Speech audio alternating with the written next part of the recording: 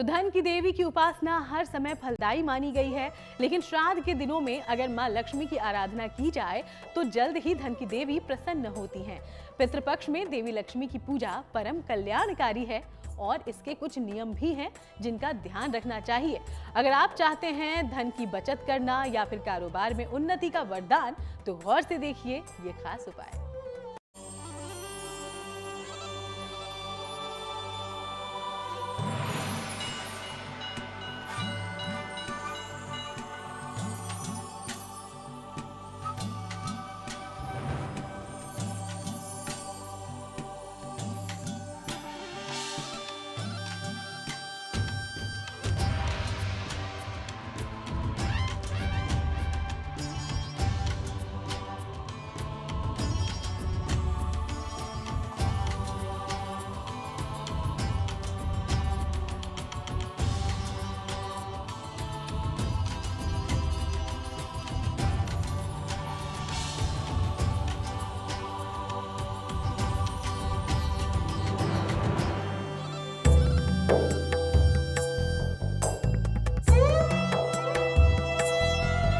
पितृपक्ष में धन की देवी करेगी मालामाल।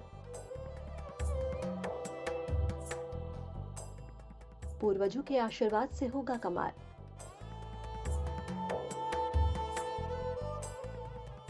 अचूक है पितृपक्ष में धन प्राप्ति के महाप्रयोग।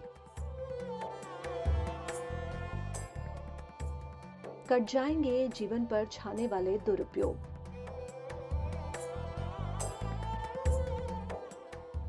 पूर्वजों से कृपा और आशीर्वाद पाने का महापर्व है पितृपक्ष।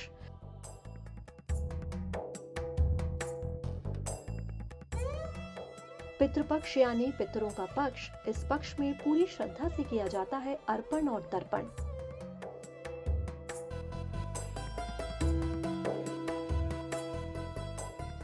श्राद्ध और पिंडदान के जरिए पितरों की आत्मा की शांति और उनके मोक्ष के लिए उनके परिजन करते हैं प्रार्थना। ज्योतिषी कहते हैं कि श्रद्धा से किए गए श्राद्ध और पितरों को तर्पण करने से असीम फल की प्राप्ति होती है, क्योंकि पितृपक्ष के 15 दिन हमारे पूर्वज धरती पर ही रहते हैं। पितृपक्ष में महालक्ष्मी जी का कृपा पाने के लिए उपाय। सबसे घर में लक्ष्मी दरिद्रता आने का 200 प्रकार का दोष है। एक काल सर्प दोष है, एक पितृदोष है। काल सर्प दोष में ऊपर राहु है, नीचे केतु है, उस बीच में शनि बैठ गया, महाकाल सर्प होता है। उसमें पितरों का भयंकर दोष लगता है उसमें, और घर में झगड़ा, अशांति, दरिद्रता, ये सभी पितृदोष से ही होती है। पितरों के लिए मुक्ति के लिए विशेष रूप से हर साल पिंडदान, श्राद्ध, तर्पण, अमावस्या, तीर्थों में श्राद्ध, वो भी परम पवित्र गया नगरी में पिंडदान श्राद्ध करने से पितृदोष निवारण होने का एक उपाय है। इससे लक्ष्मी प्राप्ति अवश्य होगी। पुराणों और ग्रंथों में पितृपक्ष की महिमा का वर्णन मिलता है। ज्योतिषी कहते हैं कि पितृपक्ष में पितृ को प्रसन्न कर सकते हैं। खास प्रयोगों और महाउपायों से देवी मां लक्ष्मी को भी प्रसन्न किया जाता है। महालक्ष्मी का आराधना, केवल महालक्ष्मी का आराधना करने से लक्ष्मी प्राप्ति नहीं होती। हम लोग प्रातः काल उठकर कराग्रे वसते लक्ष्मी, कर मध्य सरस्वती बोलते हैं। कर अग्र में लक्ष्मी है, सरस्वती है, करमूले गोविंद बोलते हैं। ये मंत्र बनने से लक्ष्मी नहीं प्राप्त होती।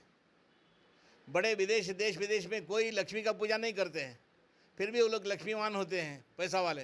यहाँ लक्ष्मी का पूजा करने से भी पैसा नहीं मिलता। इसका अर्थ है कराग्रे वसते लक्ष्मी का अर्थ ये है, हाथों से कर्म करो, मेहनत करो, तब लक्ष्मी का प्राप्ति होती है।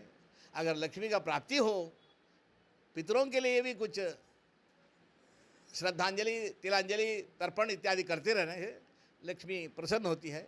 मुख्य नारायण का प्रसन्न करो, तब लक्ष्मी प्रसन्न हो ही जाती है। चाहे सुख की कामना हो या धन वैभव की लालसा, मां लक्ष्मी की कृपा के बिना संसार में कुछ भी संभव नहीं।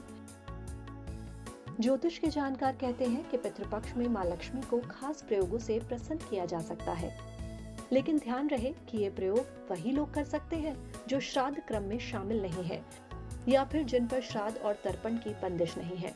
तो चलिए अब आपको बताते हैं धन की बचत का प्रयोग। धन की बचत का प्रयोग मां लक्ष्मी के उस स्वरूप की स्थापना करें जिससे उनके पास अनाज की ढेरी हो।